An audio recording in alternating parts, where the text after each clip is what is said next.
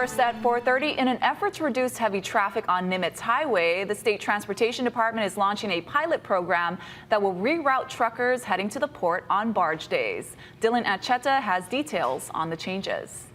It's a frustrating occurrence for thousands of drivers who take Nimitz. On barge days, massive container trucks fill the far right lane, causing a backup that clogs the highway, sometimes as far back as the airport. Especially when I'm rushing to go work, you cannot avoid that, yeah. Last minute, then this one, it's so traffic here. The State Department of Transportation partnered up with the city and Young Brothers to change things up in hopes of alleviating the congestion. On Mondays and Thursdays during the peak of the morning rush hour, truckers will no longer be able to enter the Young Brothers lot through the Nimitz gate.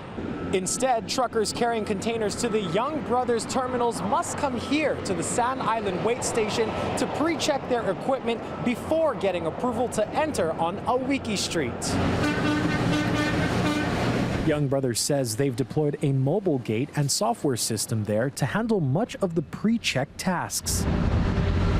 To really simplify it, it's kind of like a fast pass.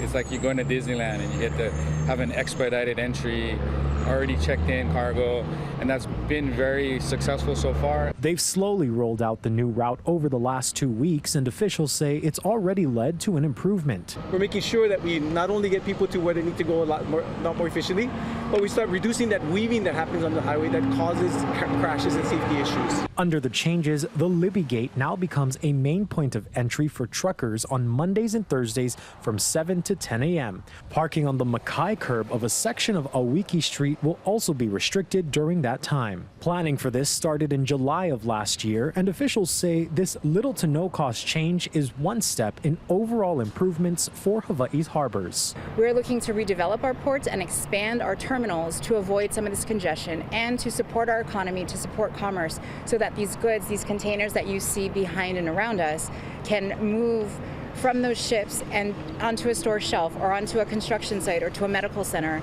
as quickly as possible. The pilot program officially begins March 17th. Dylan Acheta, Hawaii News Now. Thank you, Dylan.